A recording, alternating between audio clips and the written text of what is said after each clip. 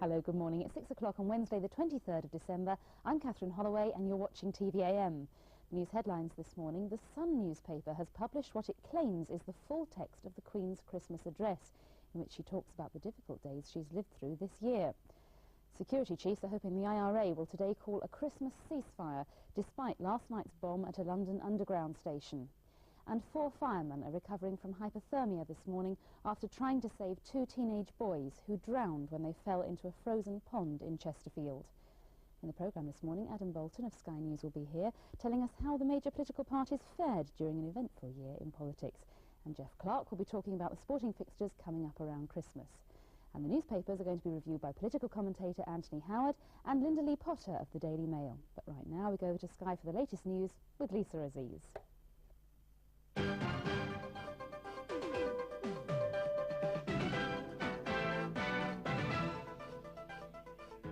Queen tells of difficult days in leaked Christmas speech. Hopes of IRA ceasefire despite latest bombing. Cruise missiles could enforce Bosnia no-fly zone. And Santa's grotto at the bottom of a mine. Good morning, the news from Sky for TVAM on Wednesday the 23rd of December. The Queen will talk about the difficult days she's lived through this year in her Christmas Day address to the Commonwealth. The full text of what is said to be her Christmas message is printed in the Sun newspaper this morning. The Sun says it obtained a tape of the speech just hours after it was recorded yesterday. In it, the Queen also talks of her sombre year and that there's no magic formula to transform sorrow into happiness. Alex Crawford reports. It's the first time the Queen's speech has been leaked to the press to this extent. The Sun claims it's an emotional address during which the Queen reiterates what a dreadful year she feels she's had. It's a sentiment she's already voiced once before publicly. 1992 is not a year on which I shall look back with undiluted pleasure. In the words of one of my more sympathetic correspondents, it has turned out to be an annus horribilis. There seems to be a never-ending string of bad news from the House of Windsor of late. These pictures of a seemingly happy family together on Christmas morning last year are unlikely to be reenacted again.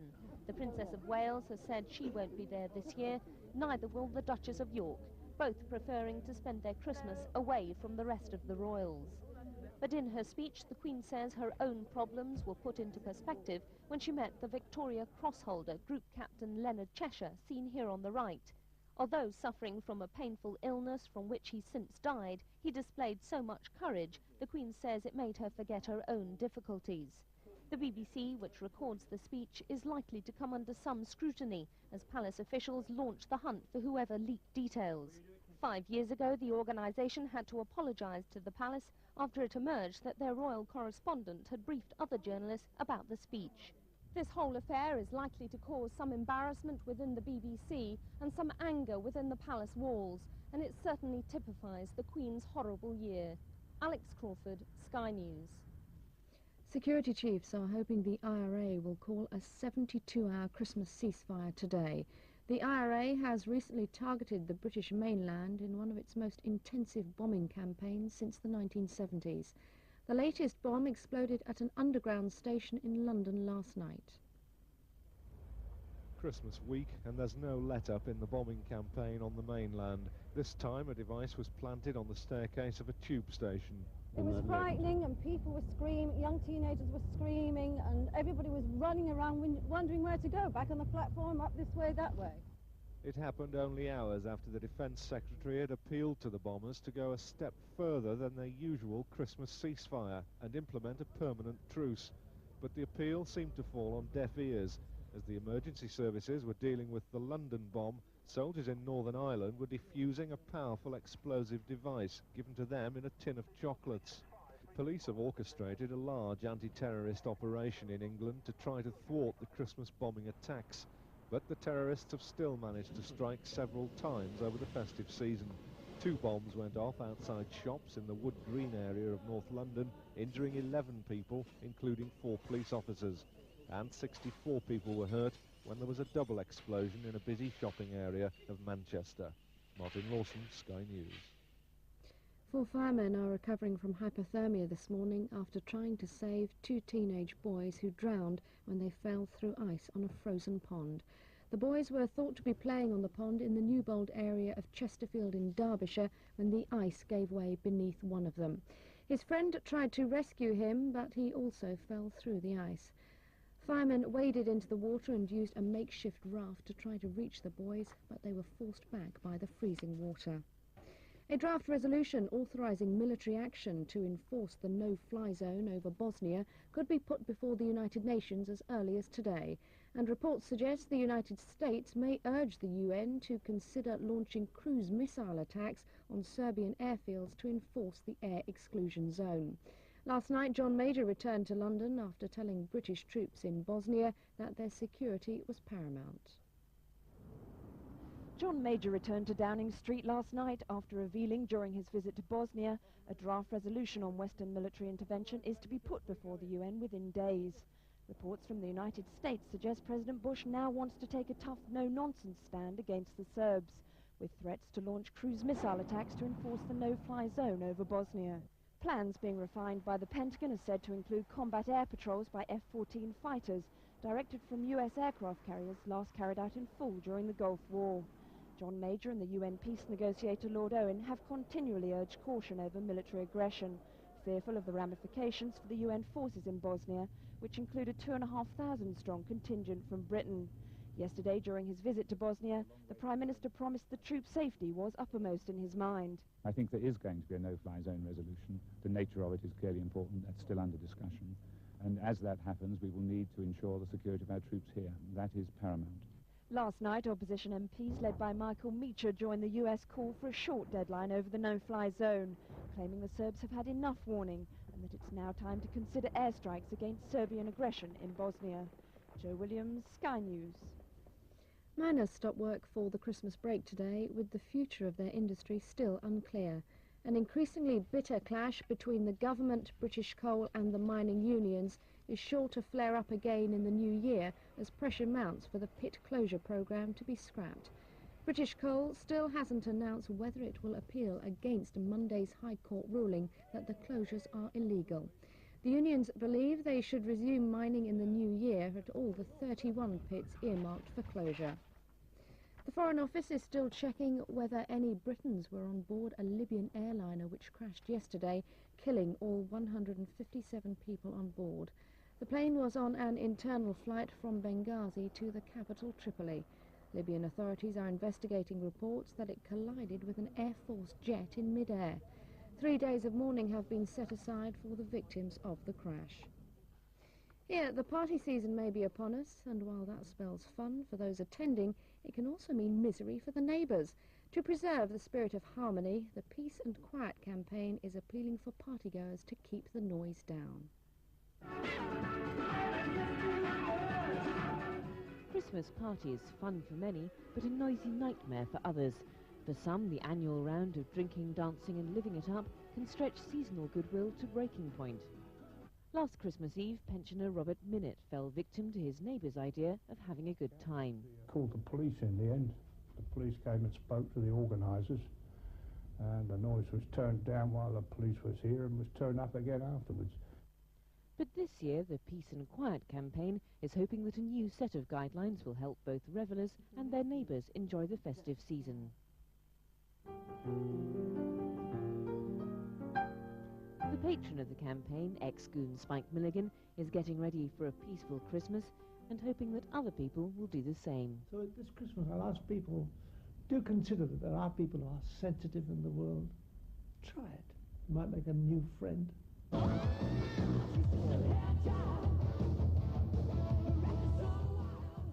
Tips on how to earn the Popular Neighbour of the Year award include starting the party early so it doesn't finish too late and turning the music down.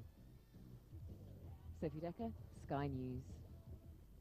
Finally, Santa is doing his bit to help Britain's mining industry. He's set up a grotto hundreds of feet underground at the bottom of a disused mine shaft. From West Yorkshire, here's Justin Dunn. It's not quite Rudolph, but then it's not quite the North Pole. And it's doubtful that even the reddest-nosed reindeer could steer Santa Claus to a coal mine 140 metres underground. In fact, this is the latest ploy by staff at the former Cap House colliery near Wakefield to attract customers to what is now the Yorkshire Mining Museum. Father Christmas has been provided with his own grotto in the mine, and despite the rather unusual setting, it's proved a hit with the local school children. This is different, a lot different. Expect to see him down a chimney usually. Yeah. What do you think of him being down a mine instead of down your chimney? It's a bit funny. Feels funny. How do you think Rudolph's going to get down? Down the shift. The museum has been open for 4 years, created after the exhausted colliery was closed down. It now attracts over 80,000 visitors a year from across the country, and now apparently from further afield too. This is Santa's third successive visit to the mine, and this year he had a special message for the thousands of miners facing a bleak few months in light of the government's decision to close down pits. And Merry Christmas to all the miners and the wives. And hope they have a good Christmas. Justin Dunn, Sky News, West Yorkshire. And the main news again. The Sun newspaper has published what it claims is the full text of the Queen's Christmas address, in which she talks about the difficult days she's lived through this year. That's the news from Sky so far this morning. It's now coming up to 11 minutes past 6. Back to Catherine. Thanks very much, Lisa. Nikki's here with the weather news now. Morning, Nikki. Morning, Catherine. Absolutely freezing outside. Very, yes. I was silly enough this morning to got the windscreen cleared, and then I hit the windscreen washer and it went froze up again. Had to stop and start all over You're again. a mad woman. Very silly. I was driving carefully though. So it's not going to be a time to race home for Christmas, It obviously. isn't, no. I think freezing fog is actually on the cards for, well, certainly in the next few days, certainly till Sunday. That's the outlook I have at the moment. Anyway, as for today, much of the country will start the morning on a very cold and frosty note. There's likely to be some fog around, of course, as I've said, which will be quite dense in places, making driving conditions dangerous. This fog and frost will only clear slowly, and the fog may well linger all day in some places, the Forth Clyde area in Scotland and the Midlands of England in particular. Now, where the fog does clear, it should be dry with some sunshine, with just the chance of an odd wintry shower over East Anglia and Kent. This afternoon there could be a little fog left, but for much of England, Wales, southern Scotland and Northern Ireland, it should be dry with some sunshine, still with the possibility of showers in those easternmost English counties. Cloud will increase over northern Scotland, though, with freshening winds. It'll be another very cold day. Even in sunny spots, temperatures will barely reach 4 or 5 Celsius, which is 39 to 41 Fahrenheit. And in the fog, temperatures will stay below freezing. Tonight, frost will return to many places and the fog patches will reform. It'll drop well below freezing, although in the north, thicker cloud carrying outbreaks of rain will keep temperatures up a few degrees. And the outlook throughout the Christmas weekend. Now, tomorrow, Christmas Eve, will be a very cold day with rain in the north, and after the fog clears, there'll be some sunshine in the south. Friday, Christmas Day, much the same. Patchy rain in the north and drier in the south with sunshine once the fog has cleared. Very small chance of a white Christmas, I'd say. Very small. Saturday, Boxing Day, light rains expected in the south at first. Otherwise, fog will clear slowly and give way to sunny spells. And on Sunday, fog and frost will clear slowly to leave a dry, bright, cold day for most of Britain. Now let's summarise today's weather with the help of the weather maps. This morning will be very cold and frosty with overnight fogs clearing only slowly. There could be the odd shower over in East Anglia and Kent, but otherwise, where the fog clears, it'll be dry and fairly bright with some sunshine. This afternoon, fog may linger, particularly in southern Scotland and parts of the Midlands. There's still a chance of a shower or two in the easternmost parts of England, and cloud will be thickening with freshening winds in northern Scotland. But apart from that, things will be dry and fairly bright. It'll be very cold again, though. Top temperatures will struggle to reach 4 or 5 Celsius, which is 39 to 41 Fahrenheit, but winds will be light. And tonight, frost and fog will return and temperatures will drop to around -4, which is 25 Fahrenheit, except in northern Scotland, where thicker cloud and some rain will keep things a little milder. Lucky old northern Scotland. Absolutely. Just to reiterate, it's no good if it's not raining, it's snowing in Newcastle, for example, because it doesn't count as a white Christmas, No, does it it, if you doesn't. put a bet on? No, no. So you can enjoy a white Christmas up there, but you won't win anything for it. Scandalous. Thank you very much indeed, Nikki. We'll hear from you later on. Now, next we're going to be reviewing the papers in the company of Daily Mail columnist Linda Lee Potter and political commentator Anthony Howard, so do stay with us while we take a break.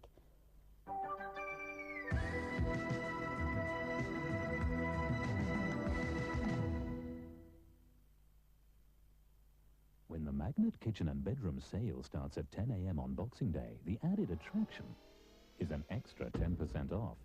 How can you resist? Okay, you're asking what kind of guy needs this many Forever Ready Gold Seal batteries, right? You're a pink toothbrush, I'm a blue toothbrush. Have we met somewhere? Well, what can I tell you? You're a pink toothbrush.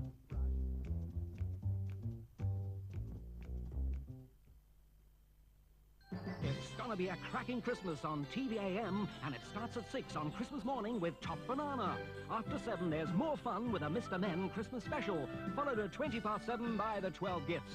It's Christmas in the Klondike, and the Gold Rush is on at 7:50. Then at 8:15, there's some more Christmas morning magic when we meet the Charmings. And finally at 8:45, Timmy Mallet brings you a Whack-A-Day Christmas special. So get ready, folks, for a smashing time starting Christmas morning on TVAM.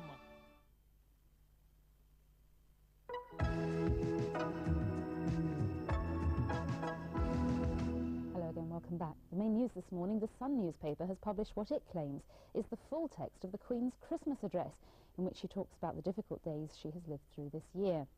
Security chiefs are hoping the IRA will today call a Christmas ceasefire despite last night's bomb at a London Underground station. And 4 firemen are recovering from hypothermia this morning after trying to save 2 teenage boys who drowned when they fell into a frozen pond in Chesterfield. Right now it's 6:16 and you're watching TVAM. Now before we join our paper reviewers of the day, who are political commentator Anthony Howard and Lindley Potter, the columnist from the Daily Mail, let's take a look through the front pages of the papers here, starting, unusually, why not, with the European. Serbia, now the West fears the worst, is the main headline here, after, of course, the hardliner Milicevic triumphed in the elections. And their rather unusual Christmas picture here, this is the champion sky surfer of Europe coming down over the Alps dressed as Santa. Why, you would like to know? The Times here, well, perhaps as a result of that headline, what the West is fearing, the US is threatening to use cruise missiles against the Serb positions here in order to enforce that no-fly zone we've been hearing about all week. And the picture here, this is John Major on the front line visiting the 2,400 British troops currently stationed in Bosnia. And the Daily Telegraph, a different story here, Jacques Delors forming his cabinet allegedly for a federal European community. He has portfolios he's created for security and foreign affairs. They've been announced before the Maastricht Treaty has been ratified. And this picture here, this is a wonderful picture. These are killer whales. There are 7 of them that have set up home in a bay off Shetland, and all the scientists and local population were getting ready to rescue them. So they thought that they might have been ill or they might have lost their way and so on. But apparently they're quite content. They've come to stay for Christmas. The Independent, slightly unusual Christmas photograph here, beautiful photo nevertheless, is the Royal Ballet's Corps de Ballet backstage at the Royal Opera House at Covent Garden rehearsing for Cinderella. And back to that story of Jacques Delors handing out of the top jobs within the European Commission. Slian Britain is getting responsibility for the ongoing GATT talks. Right, the Financial Times here, again, the EC leadership, the Financial Times claim, is strengthened as a result of the moves by Jacques Delors. The Guardian, well, this again leading with the picture of John Major visiting the troops in Bosnia, and also with the story that British Airways have had to climb down over their plan to take a £400 million stake in the US air carrier. Apparently the deal had been hit by disagreements over landing at Heathrow. On to the tabloids. Well, this is a common theme in the tabloids this morning. A new twist to the ongoing royal saga. The Daily Mail here, Christmas without our mummy. The Princess of Wales has apparently decided at the last minute that she won't be going to Sandringham at Christmas, although the boys will. The Sun newspaper here, dies alone for Christmas. The Daily Mirror, dies bleak Christmas without her boys, and a very sad-looking Princess Diana on the front of that paper there. And the Daily Express here, well, that's the different story. Bomb chaos on the tube, that bomb at Hampstead last night. Let's turn to our paper reviewers of the day, Lindley Potter and Anthony Howard. Morning to both of you. Anthony, can I ask you what you feel the significance is, first of all, of John Major's visit to the troops in Bosnia at the moment? Well, I think that it's a thing that any Prime Minister would feel at Christmas time that he ought to try and do if he can, and I don't think it has any great implications, and it means that there will be a great number of more British troops put in. I think it's, you know, just as Prime Ministers in the early days always could go to Northern Ireland, I put it in the same category. I don't think it has any great sort of political implications. Irrespective of the fact that we've heard throughout that John Major had been hoping for greater economic sanctions and closing down of postal and telephone links and that sort of sanction against Serbia, do you think that we are going to see early in the new year more military involvement? I think we are, but I think it will be very collective. I think that it will be a European initiative rather than a purely British one, and I think that the flying thing which the Americans are behind and they will do. I think the government is extremely reluctant to put a great increased number of ground troops in. I don't think we'll see that, but I think we will see a fairly vigorous no-fly zone established. John Major's handing out Christmas presents, isn't he, while he's out there? You wonder what they're going to be making. All the soldiers are being given the top 40 singles and a free 10-minute phone call home, apparently, to mark John Major's visit. I always think that actually phoning home for 10 minutes can cause more trouble. I think writing is much safer because you don't say anything you want to say and sometimes you end on the wrong note. And it can be awful. But on an emotional, personal level, I think it's quite right that John Major did go out there. I mean, everyone's now talking about being home for Christmas, and the newspapers are actually working on Christmas Day because of the paper on Boxing Day. But it's very rarely that people say, you know, it's extraordinary how soldiers never have Christmas Day off and they're all working. I mean, I was in Bosnia about 2 months ago, and it's bitterly cold, and we saw how they're living. I mean, they're living in tents, incredibly sort of, you know, awful conditions, and they never complain. I mean, they're just immensely cheerful, and I just think we're wonderful. I don't want to be party political, but I think the Prime Minister was probably aware that he couldn't allow Mr Perry Ashdown to sort of monopolise. I think that may have had something to do with it. I think that's a bit cynical. I think he genuinely... Well, I think he's probably hoping that the Serbs will in fact fire a round or two, a salvo or two at his convoy as well when he's out there this time. There's some very rude things, actually. There's a frightfully rude thing in the Telegraph, I thought. This man, Tristan Garrell-Jones, on any other news day, I think, would have got more publicity. But he's leaving the government to spend more time with his family, that phrase we all know about. And they all? Mrs Edwina Curry said, he has been in government for 10 years. He wants to take a rest and find his sanity all over again, and I think he deserves it. He'll get his sanity back. I thought that's pretty rude. But the Telegraph isn't much help either, because it says at the bottom of this, referring you to page 4, art schemer quits. Well, that's not very polite. Art schemer. I don't like that much. I was talking about people spending time with their family. All the papers have got the story about Princess Diana not going to Sandringham for Christmas, and I think she should, because I mean, she's made her decision. She's decided that she should separate. But the people they ought to be concentrating on are those 2 little boys, and undoubtedly they're going to feel guilty because their mother's not there. And it's not as though if she were going there she'd be living in a tiny little house where she couldn't get away from her mother-in-law. I mean, it's the... No, your mother-in-law's a problem. I think her husband's a problem. I'm not so sure. I think it's the in-laws. Her mother-in-law thinks she's that difficult girl or something, but I did think that's a wonderful example of palace speak. It says here in the Express, a palace spokesman said, it is understood that in view of the circumstances, the princess decided it would be better to stay away from Sandringham this Christmas. That's a real sort of palace speak rubbish. She's quite wrong.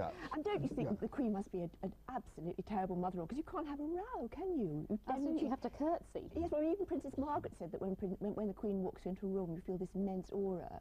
And so you just cannot, even as a daughter-in-law, I wouldn't have thought, say exactly what you think. And in my experience, I mean, not personal experience, but is that mothers-in-law are more trouble than husbands, really. Oh, right.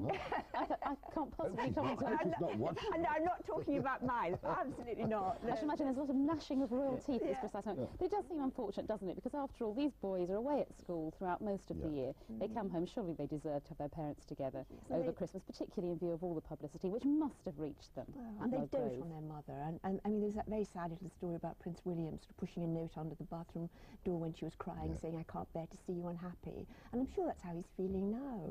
And I mean, Princess Diana is very good, actually, at looking sort of battered and beaten and rather sorry for herself, isn't she? I mean, she's very good, I think, at making people feel that she's having an absolutely awful time. And I'm sure there'll be pictures of her on Christmas Day looking really rather... Well, if she does that, if she plays that Taj Mahal trick again, I shall wash my hands of her. I think if she tries to do a sort of lonely walk and all thought, you know, alone, and then we shall then see that really there is a good deal of media manipulation going on, which I believe, no good them sort of complaining against the press. Princess Di's been in that game for a number of months. Yes, she is brilliant at it. But I mean, she's got so many marvellous advantages. It's sad, really, because she doesn't have to play games. And people aren't stupid. I mean, in the end, they see what people are like, don't they?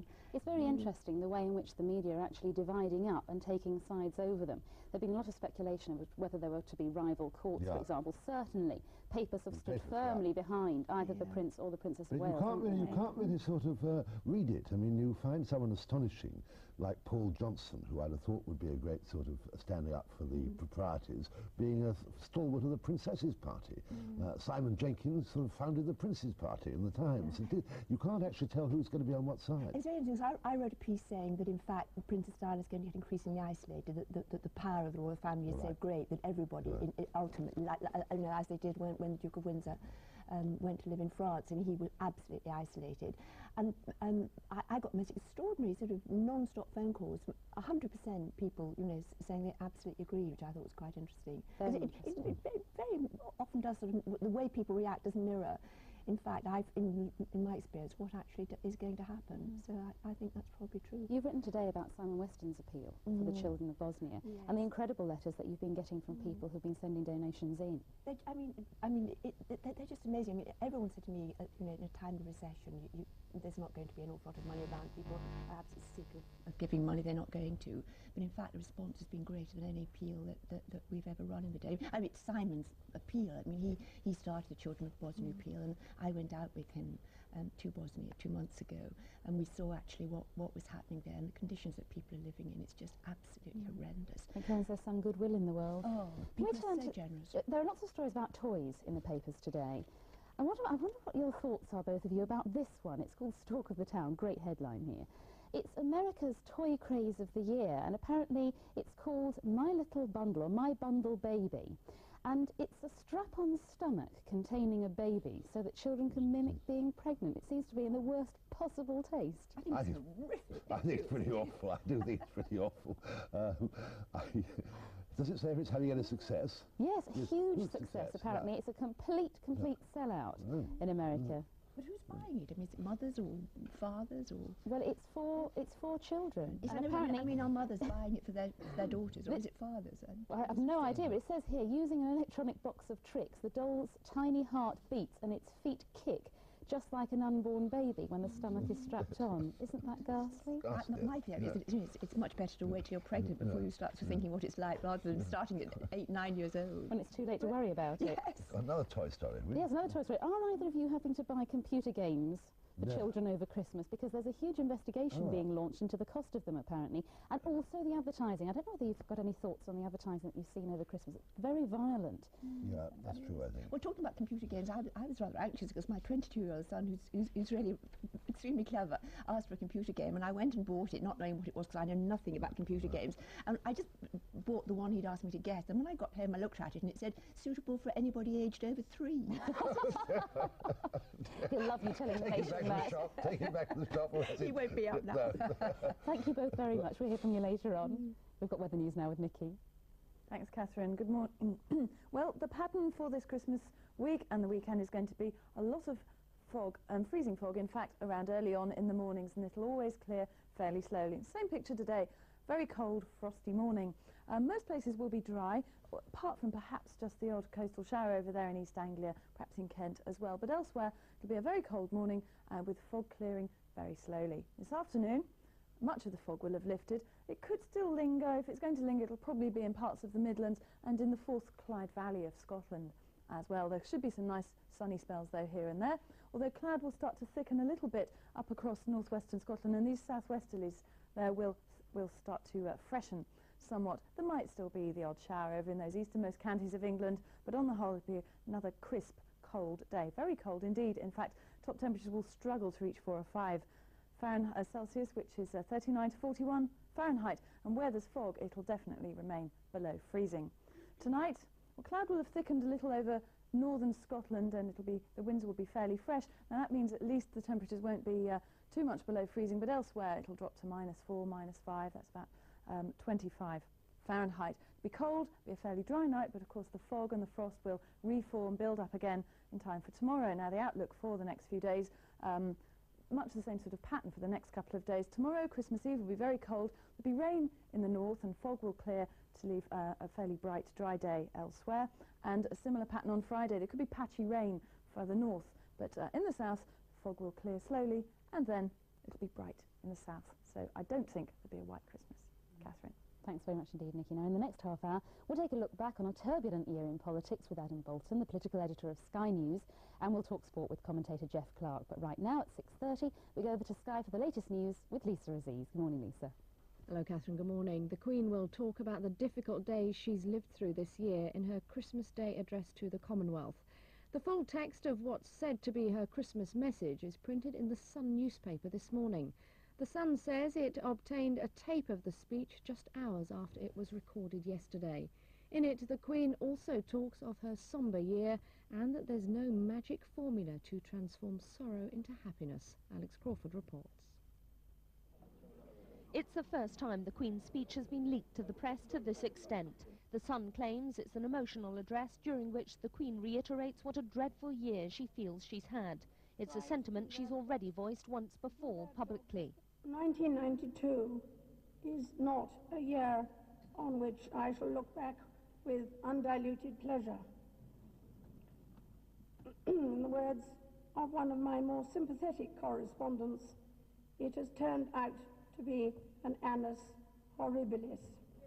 There seems to be a never-ending string of bad news from the House of Windsor of late. These pictures of a seemingly happy family together on Christmas morning last year are unlikely to be reenacted again.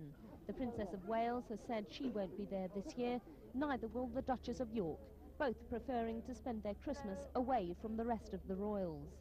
But in her speech, the Queen says her own problems were put into perspective when she met the Victoria Cross holder, Group Captain Leonard Cheshire, seen here on the right.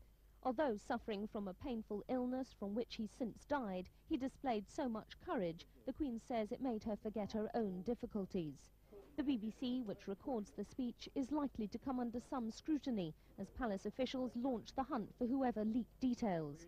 5 years ago, the organisation had to apologise to the palace after it emerged that their royal correspondent had briefed other journalists about the speech. This whole affair is likely to cause some embarrassment within the BBC and some anger within the palace walls, and it certainly typifies the Queen's horrible year. Alex Crawford, Sky News. Security chiefs are hoping the IRA will call a 72-hour Christmas ceasefire today. The IRA has recently targeted the British mainland in one of its most intensive bombing campaigns since the 1970s. The latest bomb exploded at an underground station in London last night.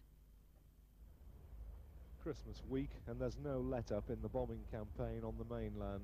This time a device was planted on the staircase of a tube station. It was frightening, and people were screaming, young teenagers were screaming, and everybody was running around wondering where to go, back on the platform, up this way, that way. It happened only hours after the Defence Secretary had appealed to the bombers to go a step further than their usual Christmas ceasefire and implement a permanent truce. But the appeal seemed to fall on deaf ears. As the emergency services were dealing with the London bomb, soldiers in Northern Ireland were defusing a powerful explosive device given to them in a tin of chocolates. Police have orchestrated a large anti-terrorist operation in England to try to thwart the Christmas bombing attacks, but the terrorists have still managed to strike several times over the festive season. 2 bombs went off outside shops in the Wood Green area of North London, injuring 11 people, including 4 police officers. And 64 people were hurt when there was a double explosion in a busy shopping area of Manchester. Martin Lawson, Sky News. 4 firemen are recovering from hypothermia this morning after trying to save 2 teenage boys who drowned when they fell through the ice on a frozen pond. The boys were thought to be playing on the pond in the Newbold area of Chesterfield in Derbyshire when the ice gave way beneath one of them. His friend tried to rescue him, but he also fell through the ice. Firemen waded into the water and used a makeshift raft to try to reach the boys, but they were forced back by the freezing water. A draft resolution authorising military action to enforce the no-fly zone over Bosnia could be put before the United Nations as early as today. And reports suggest the United States may urge the UN to consider launching cruise missile attacks on Serbian airfields to enforce the air exclusion zone. Last night, John Major returned to London after telling British troops in Bosnia that their security was paramount. John Major returned to Downing Street last night after revealing during his visit to Bosnia a draft resolution on Western military intervention is to be put before the UN within days. Reports from the United States suggest President Bush now wants to take a tough no-nonsense stand against the Serbs, with threats to launch cruise missile attacks to enforce the no-fly zone over Bosnia. Plans being refined by the Pentagon are said to include combat air patrols by F-14 fighters, directed from US aircraft carriers last carried out in full during the Gulf War. John Major and the UN peace negotiator Lord Owen have continually urged caution over military aggression, fearful of the ramifications for the UN forces in Bosnia, which include a 2,500-strong contingent from Britain. Yesterday, during his visit to Bosnia, the Prime Minister promised the troops' safety was uppermost in his mind. I think there is going to be a no-fly zone resolution. The nature of it is clearly important. That's still under discussion. And as that happens, we will need to ensure the security of our troops here. That is paramount. Last night, opposition MPs led by Michael Meacher joined the US call for a short deadline over the no-fly zone, claiming the Serbs have had enough warning and that it's now time to consider airstrikes against Serbian aggression in Bosnia. Joe Williams, Sky News. The Foreign Office is still checking whether any Britons were on board a Libyan airliner which crashed yesterday, killing all 157 people on board. The plane was on an internal flight from Benghazi to the capital, Tripoli. Libyan authorities are investigating reports that it collided with an Air Force jet in mid-air. 3 days of mourning have been set aside for the victims of the crash. That's the news so far this morning. It's now coming up to 6:36. Back to Catherine. Thanks very much, Lisa. Now, the Queen has admitted having a pretty horrible year, but 1992 has been fairly sticky for the main political parties as well. So what might Messrs Major, Ashdown and Smith be asking Santa for this year? With us now is Adam Bolton, who may be able to shed some light. He is, of course, political editor of Sky News. Morning, Adam. Good morning. It's been very much of an annus horribilis for all of them, hasn't it? Yes, well, it has. Of course, if you're John Smith, you failed to win the election as Chancellor, and then you become the most popular leader ever, and within 6 months you're being criticised for being no good at all. If you're John Major, of course, you win the election, and then within 6 months you're being criticised for being the worst Prime Minister of all. So, yes, they've had a bad time of it. What about Paddy Ashdown? Well, Paddy Ashdown, I think, is really still a leader without a party. Of course, he's become very prominent this year, not only because of his personal life, but because he's clearly been very brave and very to the front, leaping around Bosnia. But, of course, remember, his party dropped seats at the general election. So, really, it's been a sort of mirror year that the more prominent or successful people have apparently been on paper, the less successful they appear to have been in practice. Now, as it's Christmas week, let's speculate. What might John Major want for Christmas? Well, I think John Major and John Smith, it's the same thing, isn't it? It's a charisma transplant.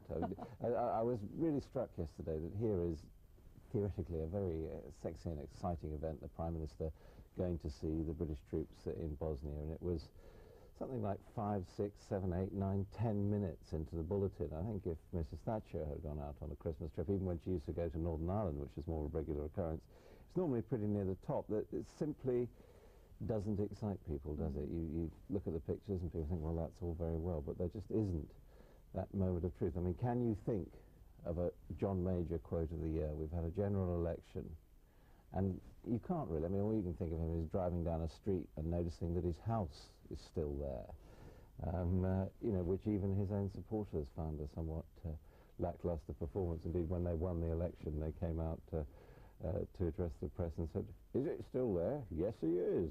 And Mr Major was still there. So it really, that's what he needs, charisma. It is extraordinary, isn't it? There are a lot of people who really do think that he's been too much of a flexible friend, not only to Norman Lamont but to others, that there's been so much speculation that there must be a cabinet reshuffle, and in particular that the Chancellor must go. How has he managed to keep hanging on? I think what we're seeing, what we saw yesterday with the departure of Tristram Garrell-Jones, or the announced departure from government, is the effect of continuous years of power, 13 years of Tory rule. The Tory politicians now just think that this is the natural state of affairs, that they climb up the slippery pole, they have the turning government, and that nothing ever changes, and they can be forgiven for thinking that. But I think what that means is that Mr Major sees being Prime Minister in managerial terms, that he's got a team that he's got to reshuffle, and I think there is a slight tendency to forget that in the end they're only there by the will of the people, by the will of the voters, and that ultimately they're accountable to the people. I mean, Mr Major is loyal to his friends. Well, that's very nice for him, but I mean, what about the country? One might think in the case of a Chancellor whose economic policy has gone down the drain in the course of the year. It is extraordinary as well, isn't it, the way that fortunes have changed for John Smith.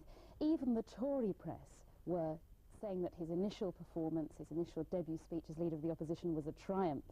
And yet things have changed. He seems to have singularly failed to capitalise on the failures of the government. Well, I have to say, in the case of the Tory press, I remember talking to Mr. Smith and his advisers at the time of his election when he was being praised as a wonderful man. I think they knew he was being set up at that stage, and that within 6 months they would be saying, you know, Smith rubbish, bring back Kinnock and all the rest of it.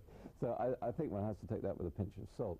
But fact is the biggest difference between the two parties at the last election was the tax policy, which was clearly unpopular with large number of voters. That's now been dropped by Gordon Brown. So on many, many issues, you can't really put a cigarette paper between Tory policy and Labour policy. And what Mr. Smith needs, along with some charisma, is a good, solid, red-blooded issue which he can rally the country on. And you can argue that the miners presented that particular opportunity, but of course it was the Tory party rebels who made the running in that area. So he didn't capitalise on that, but it is difficult for him, and he says that he's running a marathon. However, I think there are a lot of cynics who feel that if we are running a marathon and we've got 4 years to the next election, that possibly he could get dumped in the course of the next year or so. You say that there's much of a muchness between all the political leaders. Are we then moving more and more towards the American style of system, where there are no radical changes? We've heard this much-heralded new Camelot from the Bill Clinton administration, yet we hear in the papers today that it's going to be one very much of middle-of-the-roaders and much older men. Well, certainly the big qualification of being Bill Clinton's cabinet is to be older than him, it would appear. We've got Lloyd Benson well into his 70s, and a lot of backroom fixers moving into the American government. I think there is a difference, which is, of course, that the Americans have a system where the president is in charge, if you like, of the presentation of national policy, whereas, of course, here we have a parliamentary system, so you don't have one individual having so much power. And that, I think, is the big problem. I have to say, the more time I spend in Westminster, the more amazed I am that constitutional reform is so low on the agenda. It would seem to me absolutely crystal clear that in a lot of areas our system doesn't particularly work. I'm not advocating the American system, but it does need a change. That the fact that we've had a continuous majority government with people with not even a majority of the votes, the fact that we've got a House of Lords of unelected representatives, all of that surely is time for a change, and in a sense perhaps that's the favour which the royal crisis has done us, that they may in the end be forced to look at these issues. John Major, we hear, is actually going to tinker with the honours system in the new year, but I'm afraid it's going to be very much on the margins. Cromwellian stuff. Adam Bolton, thank you very much. Have a lovely Christmas. And you. It's 6:42. You're watching TVAM, and Jeff Clark's with us next, looking at the sporting news and ahead to the weekend. But first we'll take a break.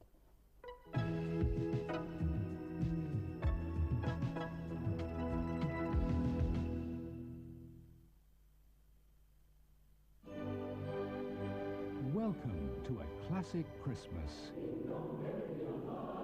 A joyful album of choirs and orchestras performing the traditional music of Christmas, including Hark the Herald Angels Sing, Oh Come All Ye Faithful, We Wish You a Merry Christmas, and many more.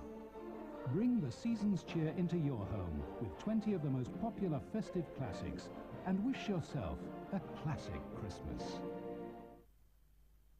It's race day for the Mansells at the Formula Tyco racetrack. Nigel's hit the front thanks to his usual superb start. He's held it brilliantly through the chicane. I don't think Leo will catch him now. But wait, Leo snatched the lead. They're into the home straight. He's won. When you can win at Formula Tyco, who knows? You might be the next Nigel Mansell. Have you ever considered the thought, care, and attention to detail that goes into a chocolate orange? No, I don't suppose you have. Dangerous. It don't matter if you're black or white. 7 to 6 minutes of great music on this #1 album, Dangerous.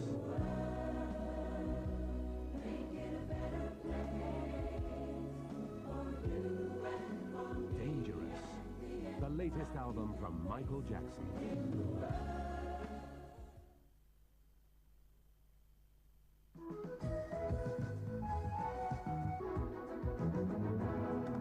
Hello again, welcome back. Now, as usual on Wednesday, Jeff Clark's here with a look through the back pages and a glance ahead at the Christmas weekend sporting action. Here he is. Morning, Jeff. Morning, how are you? I'm absolutely fine, Good. thank you. Have you got lots of money?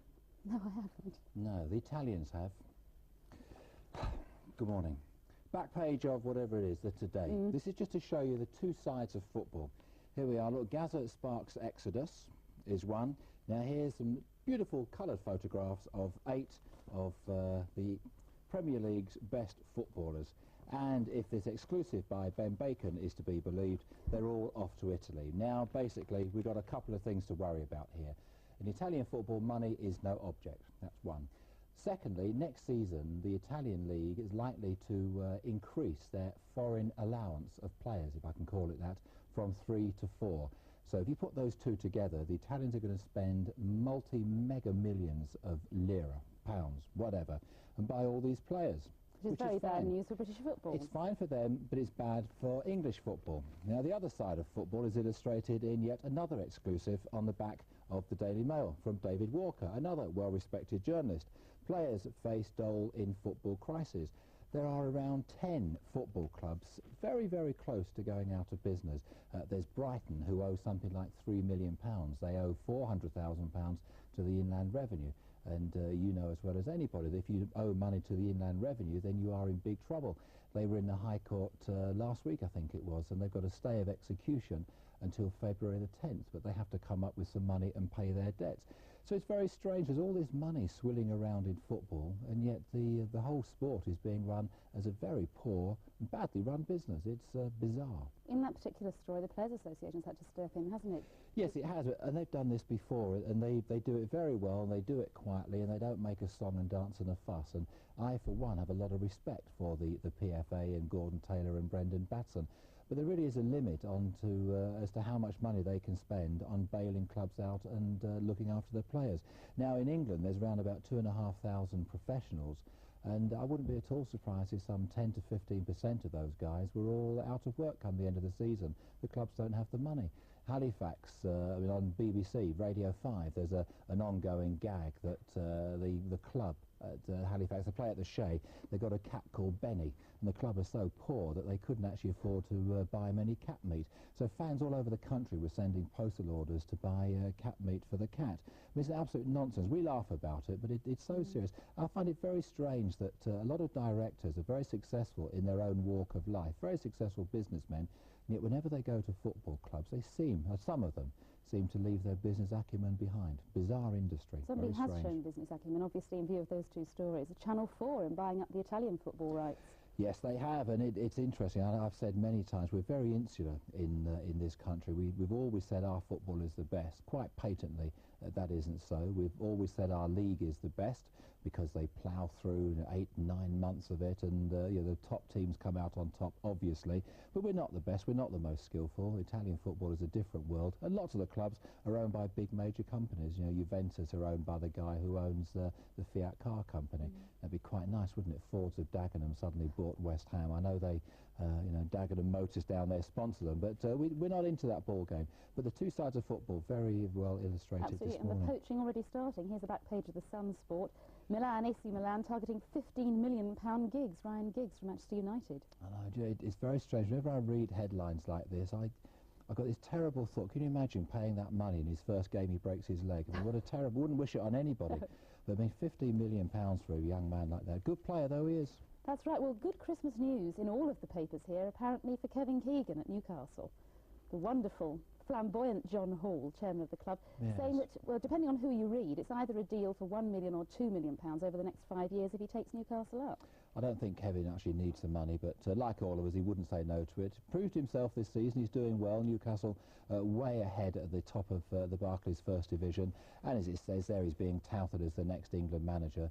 But basically, any club manager who puts half a dozen results together is going to be touted as the next England manager. I think on that back page, if you want to hold it up again, the most important one is the right-hand column of Jason facing a 4-year ban. This, we may remember back to the Olympics, the sprinter Jason Livingston, to put it politely, might have had a little something in his body that he shouldn't have had, and he's up before the authorities. If found guilty, he could face a 4-year ban. And once again, we wonder why all these people go in for drugs. They are going to get caught these days. That's a good thing. I can understand the temptations, but they really don't need to do it. It's extraordinary to most people. It's taken this long since the Olympics to come around, that particular appeal. Exactly. The process of justice takes a long time. Very briefly, weekend sport, what have we got to look forward to? Well, it's the best football day of the year for me, Boxing Day. I love Boxing Day football. I mean, it's very chauvinistic, all that eating and drinking on Christmas Day, and then the men all disappear out of the house, get some fresh air and watch the football. I love Boxing Day football. Don't care who wins, just a nice crisp day,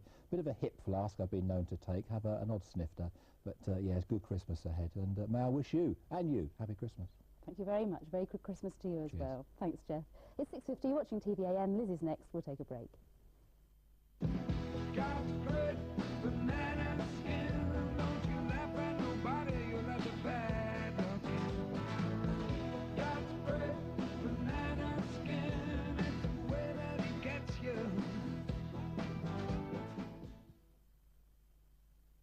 This is a Christmas appeal from the NSPCC to ask if you can make a Christmas donation now to help save a child's life.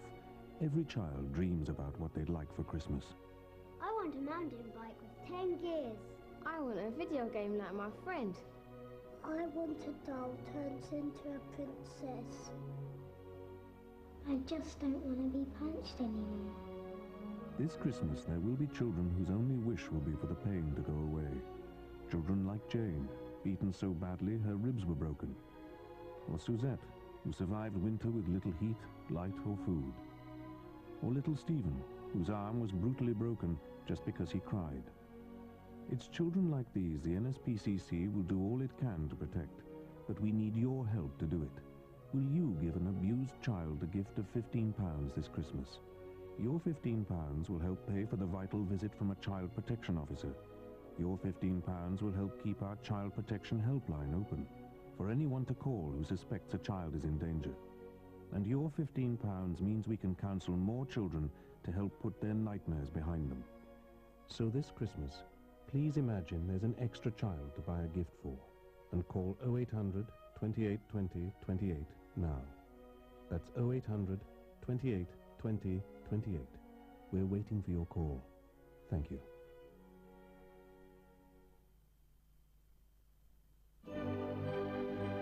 Welcome to A Classic Christmas. A joyful album of choirs and orchestras performing the traditional music of Christmas, including Hark the Herald Angels Sing, Oh Come All Ye Faithful, We Wish You a Merry Christmas, and many more. Bring the season's cheer into your home with 20 of the most popular festive classics and wish yourself a classic Christmas. When the Magnet Kitchen and Bedroom sale starts at 10 a.m. on Boxing Day, the added attraction is an extra 10% off. How can you resist? No, I'm going away for Christmas. Going away? For where? Turkey, Paxos. Bye.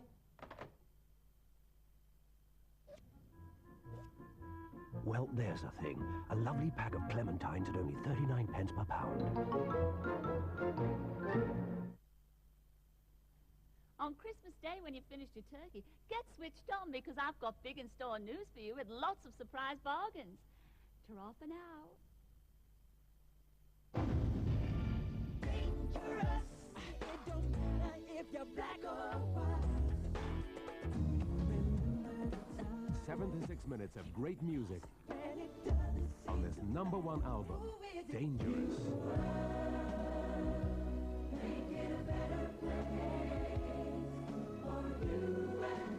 Dangerous, the latest album from Michael Jackson. Let Direct Line cut out the middleman. For cheaper motor insurance, call Direct Line on 061 839 2468.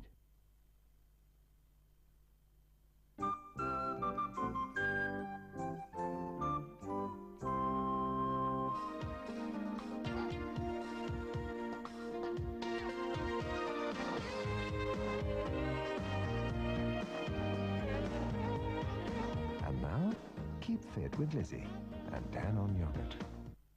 Good morning, and yes, this is Roy Castle back again. So many of you said how great it is to have seen Roy looking so well and of course so energetic. Yeah, it's all there. It's fear, you know, based on fear. Well, thanks for coming back, Roy. I must say, you really put your heart and soul into those exercises the other day. Yeah, I love it. I think it's very important. And a busy man to boot as well, so thanks for coming back. What else are you up to? Oh, I'm doing prime time now, which is for the over 55s. You still do the exercise. But lots of people join in that are over 55, don't you? Oh, yes. Yeah, so sure. that's prime time. What about record breakers? That's coming back again next year, so for its 22nd year now. But certainly keeping on your toes and keeping TVM viewers on their toes. As we go into Christmas, we've got to keep them fit. So how's about it? Yes, one more time? Make a bit of room for the food. Yes, the tummy's in, so here we go, shake it out. And lots of good food, right? Yeah, oh yes. Here's to it. Enjoy it. Very loosely, shake out those shoulders, especially if you didn't sleep well. Loosely, each shoulder up.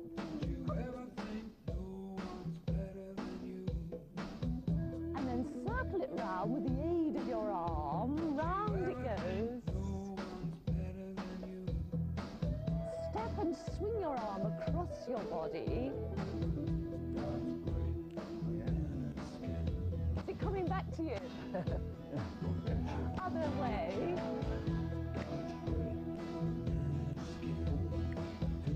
Now foot across your body, forward and back, use the arm.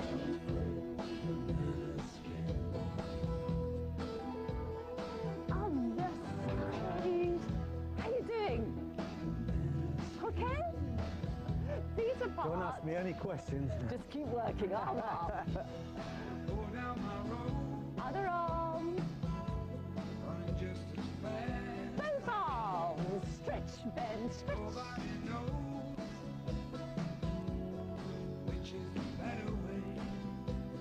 Arms across your body. Make fists. 2 steps forward, 2 steps back, and 1, 2, back. Hunting. Each heel in front. If it's too energetic, just lightly mark it. Put out to the side. Clap ourselves for doing it. Each knee up, clap underneath.